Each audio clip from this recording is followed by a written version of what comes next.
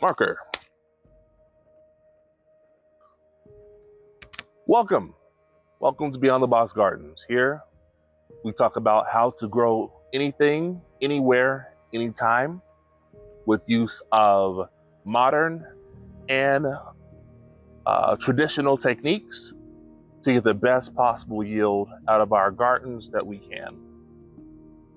I wanted to make this video to just kind of tell a little bit more of the background of this business, of myself, who I am, and why we started this business, why this is important to us as a mission. So I got a few questions here that I'm going to answer, and I'm going to try to keep it brief. I'm not a YouTuber, guys. I'm not a YouTuber. I'm not an influencer or any of that. I don't know how to make things super exciting and, get you to stick around and keep watching and be all exciting and move a whole bunch so people can, that's not me. I'm 36 years old. I am closer to 40 now than I am to 20, and that will never change. Well, no, I said that will never change. That, like I said, I can't reverse time. And when you get older, you slow down a bit, especially, like I said, me, I'm 36. I'm a part of the millennial generation. And we've been through a lot of crises. This is, goes into the first question here of what inspired us to start Beyond the Box Gardens. And ultimately, it is that experience of constant crisis. 2008 financial crisis, pandemic, fascism, all these things all the time. And I think for us, after 10 years, gardening has become a place of certainty, a place of peace, a place where we can, plant our feet and our souls and our spirits and know that if nothing else, we can grow our own food.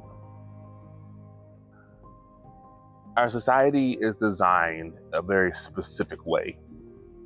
It's designed in order to keep people working for others, for somebody else, for some other corporation or company.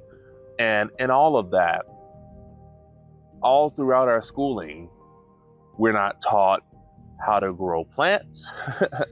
I mean, of course, this is talking about kindergarten through 12th. We're not taught how to grow plants. We're not taught how to do our taxes. We're not taught how to budget. We're not taught how to invest for the future. It's something, especially in my generation, that's been lost. And my wife and I, along with, I feel like a lot of other people in this country recently, have found our way to having something that is ours, having something that's ours, and it's not dependent on anybody else's stuff, and not dependent on the food, the supply chain. It's not dependent on somebody's, how they feel in a specific day. So they this is ours. I'm gonna go on to the next question. What does the name Beyond the Box mean to you?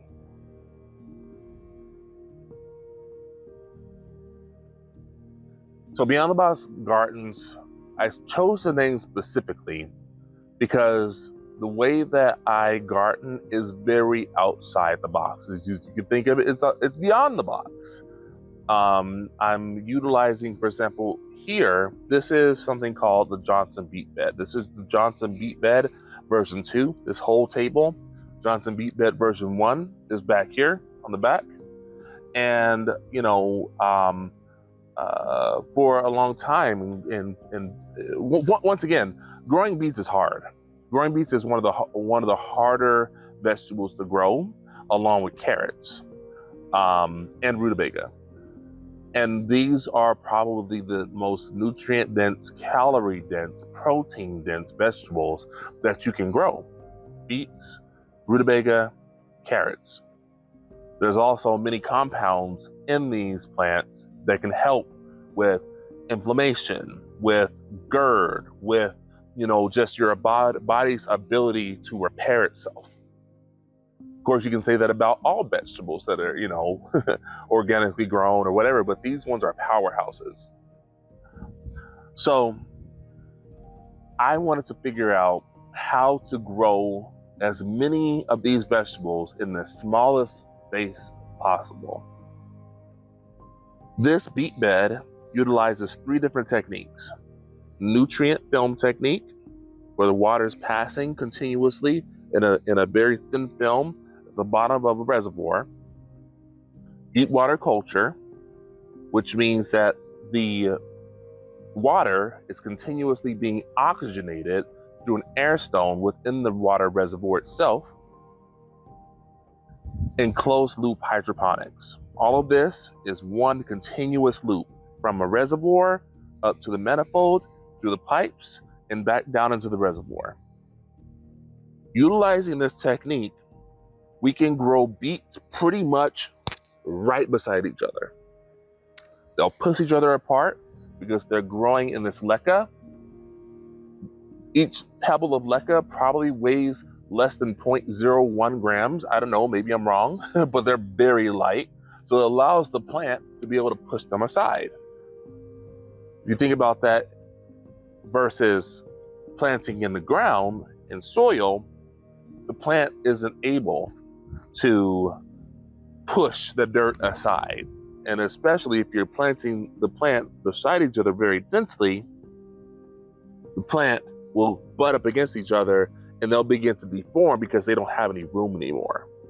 And not only that, they'll also end up bolting and flowering because they're stressed out. So I built this. You can see in the back, that beet bed is chock full of beets. I don't know how many beets are in there. But the thing about beets is they're also self-thinning. The ones that'll grow are gonna grow. The ones that can't grow will not grow. But beets, the seeds themselves, come off the plant in a cluster, 2 to 3 beet seeds at a time. Same thing with chard. What that says is this is how they are meant to grow together. So this is something, like I said before, thinking beyond the box, thinking beyond, the normal ways of planting in the ground, growing in, up trellises. We do that too. I'll show you that soon. But being able to figure out, ultimately what this is mimicking a stream. If you go in the mountains and you see a river, you see a stream, you see a creek, and it's propagating down the rocks and the dirt and all that kind of stuff, you'll see plants growing out of that, pervasively, because the water is constantly being oxygenated because of the movement of the water.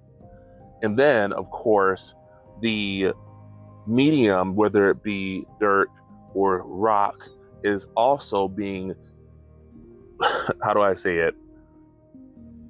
It's being turned into a usable source of nutrient, minerals, because of the erosion that's constantly taking place over these rocks and dirt and such. So that's what these are mimicking. You can see we have lettuce.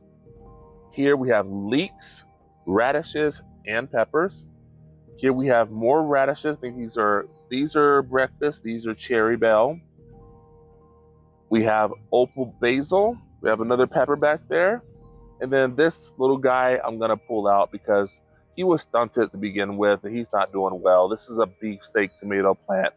And unfortunately, sometimes it happens like that. You get a bad genotype, bad phenotype, and it comes up stunted and it doesn't grow right. So this is gonna get pulled out soon. Going over, you see we have the beets, the Chioggia beets. Beautiful, beautiful leaves. A little brighter, a little sweeter than normal Detroit red.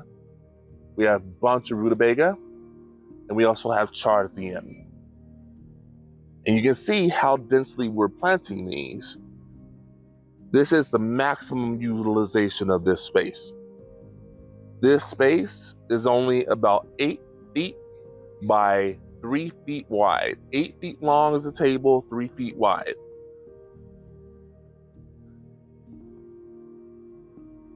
But the amount of available usable space in comparison to growing in the ground is more, like I said, 8 foot by 3 foot is 24 square feet.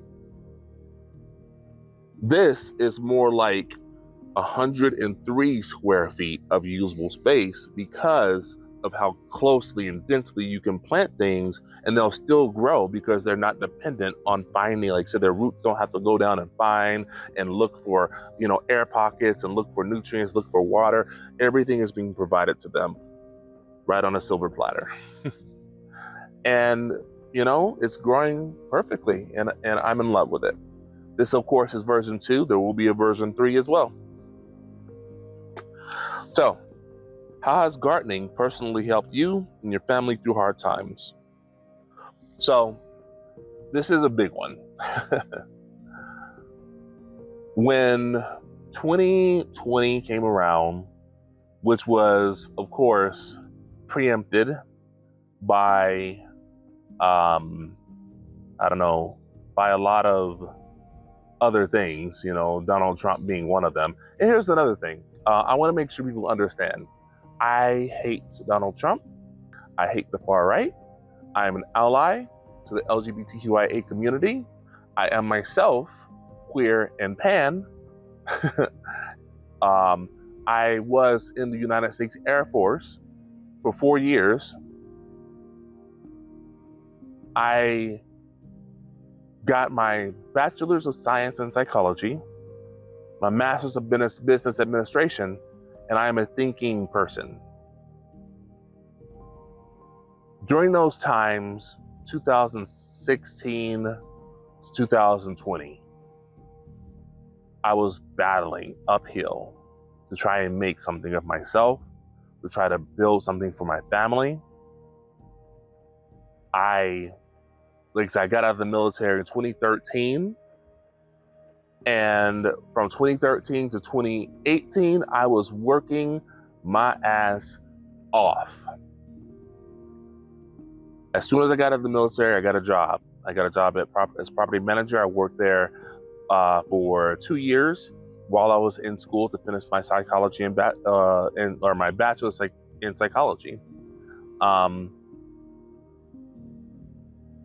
Of course, I was watching everything that was going on geopolitically, and I didn't have the opportunity to look too deeply into it because I was busy.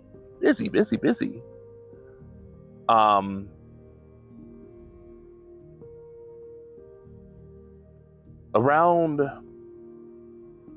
of course, 2019, I was watching the news. I was watching the things that were coming out from China about the, COVID-19 virus, the coronavirus, and I was sounding the alarm at work. I worked for HP Inc. for 6 years after I graduated with my MBA. I worked for 6 years there, and while I was there, I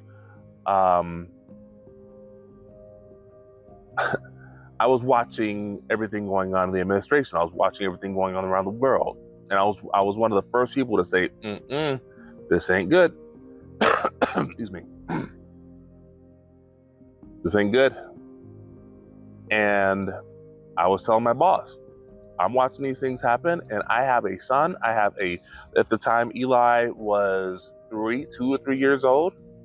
And I was like, I'm not going to risk his health on, this need for people to be in the office. I was a weird person, of course, there too. Before everything happened, I was wearing a mask around the office. People look at me all weird. Sure enough, everything got shut down, and once again, it's just about being validated. Something you don't want to be validated about, But 2020 came around, everything shut down, and it was a very, very hard time for us, when, they say when you don't have any control the things that you control, that you can control. And gardening was that thing I could control. And I dove head first into the practice and the art and the science, the philosophy of gardening. Gardening was something that really built up my soul.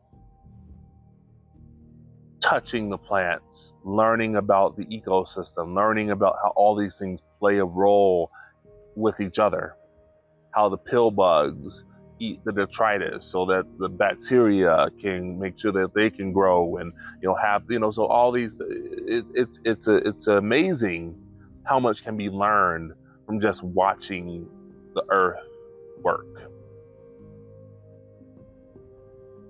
It grounded us in a lot of ways in that time to be able to kind of deal with all of the madness. So 5 years later, here we are, and I'm going full time into the gardening business of helping people garden hands-on, and ultimately the goal is not just to help people garden, but it's also to help people to really understand and grow themselves through understanding of earth and nature and our connection to it.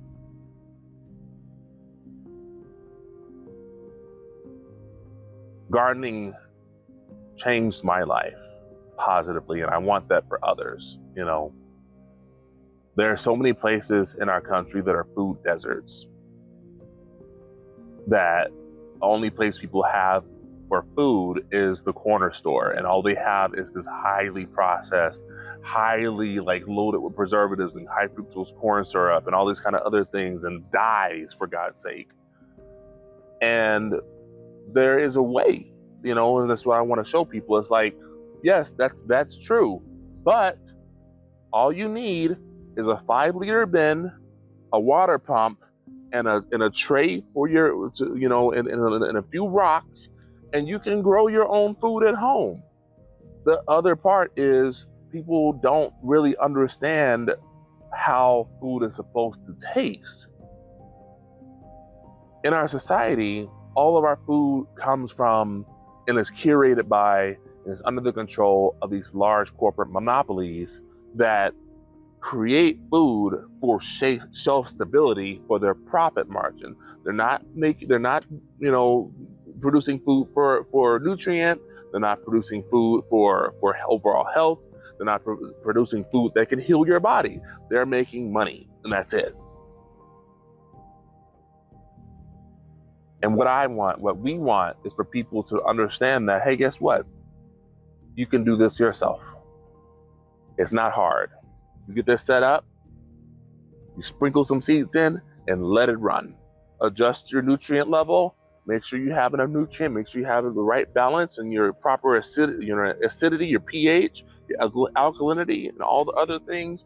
Your nitrogen, phosphate, potassium, calcium, magnesium, sulfur, boron, chlorine, cobalt, copper, iron, manganese, molybdenum, zinc, all those things go into this. And this is the other part. Like I said, people don't know how foods are supposed to taste. Most of the time, you get the stuff from the store, and like I said, it is highly processed. It's like I said, it's still genetically modified for shelf stability, and through that, you lose flavor, you lose taste, you lose health benefits, you lose all these things that would otherwise you could pull into your body to repair your body and live a healthier life. And it doesn't take much, My goal with this channel, my goal with this business is to help people understand that, yes, it is hard, it is difficult to, in this time to figure out which way to go and figure out what the right thing is to do. But whenever the people can control their means of production for their food, it opens up their world to what else is possible. You stop being dependent. You stop being a slave to the system. You stop being anxious about if you're going to have anything that you can eat, that you can, whatever. You take that power back. You take your mind back. You take your health back. It starts here. It starts with your food. It doesn't end with your food. You don't work, and then get your food. You have to eat first so that you can work. And what you put in your body, what you eat so that you can work is going to determine the quality of that work and the quantity. So this has been a long video already. I don't know how many minutes I'm at, but I'm trying to do more of these type of videos where I'm just sitting and talking with you guys.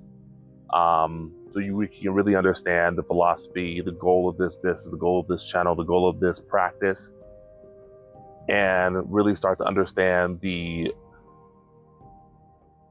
spectrum of possibility there is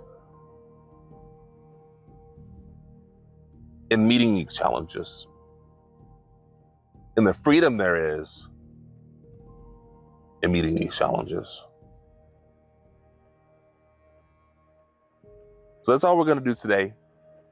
Thank you so much for watching. Next time we'll get into a little bit more, a few more questions. Keep talking. And this is the other thing. I talked to a guy the other day at Target. He was standing behind me in line. I'm like, hey, how's it going? And he just, hi. Like, is it weird that I'm talking to you? He was so stunned that I was, somebody that was just open to talking. And I said, I'm making talking cool again. I'm bringing back communication. That's what we have lost, I feel, in large part in this society, is the communication with each other, communication with our food, knowing where it comes from, and being able to communicate with our body, communication with each other. We've been separated and divorced from each other, from our food.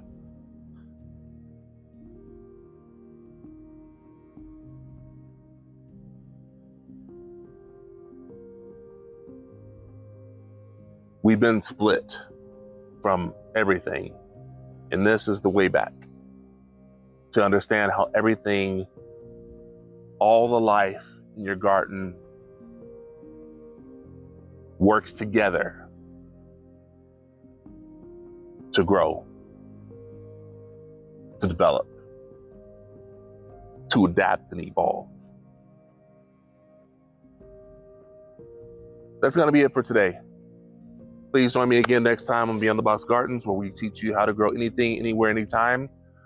Make sure you go over to our Shopify to check out our offerings. We offer everything from garden design, emergency plant service, all the way down to just if you need a hand in the garden, maybe you hurt your back, maybe you have a vacation to go on, we can help. Of course, we're serving Vancouver, Washington, Portland, Oregon, and surrounding areas. If you are somewhere else across the country, we also offer digital options. Keep growing, people. Never believe that you can't do something. Never believe that it's not possible, because it is. Just takes a little thinking. Takes a little thinking beyond that box. Have a great day. See you next time.